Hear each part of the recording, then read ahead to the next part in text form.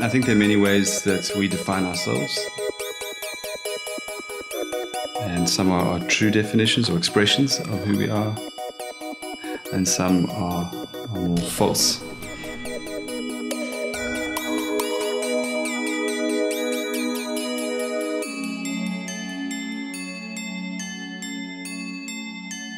In a consumerist society, there's so much intense cultural and media-driven pressure to be normative in certain ways. And so I think that constrains a lot of us to identify more superficial and false ways when we try to define ourselves.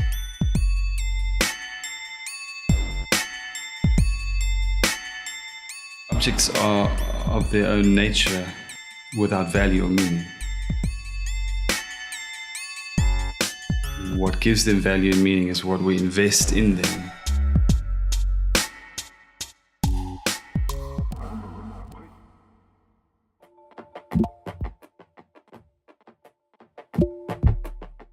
I was thinking about like, okay, cool, am I going to approach this question from like a practical point of view or like a symbolic point of view? If I was to just leave this house or leave everything behind me, then yeah, the object that I would probably take is my computer, which sounds like extremely boring and materialistic and unpoetic. But I think there's a lot of reasons why I would choose my computer over every other object that I have. And I think it's because of how much the computer has on it of me.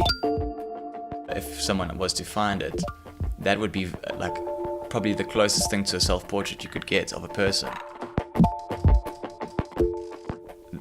Essentially, making is a huge part of my life, and like it really is.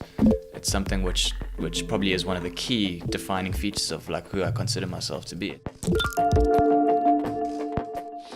All of the stuff that I use pre-painting, I think all of that stuff like that is like sort of pre-production, all happens on my computer. It's like I've given it a part of myself in a way, and like that side of me is there, and it's there for me to look back on in 10 years time or 20 years time.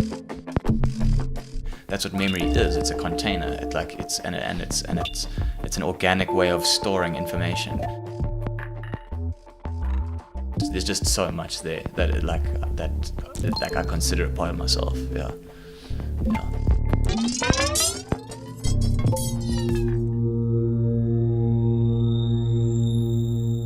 I was thinking, what shall I take? Shall I take this Chinese word carving that I got when I was 19? Or shall I take a very nice diamond ring that I have? And then I thought, no, I can live without that. But if I have to start afresh with nothing, then I think memories will help me to actually find my way again. So I've decided to take 3 books that I have made. 3 photo books. One is about my family.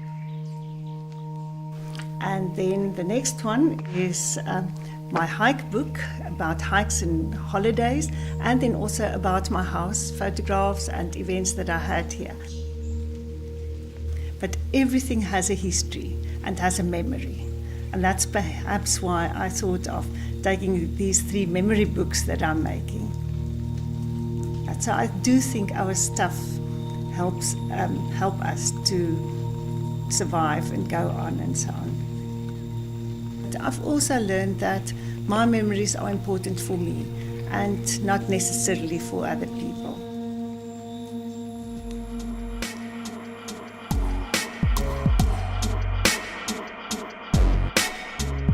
We're all expressed in the things which we have.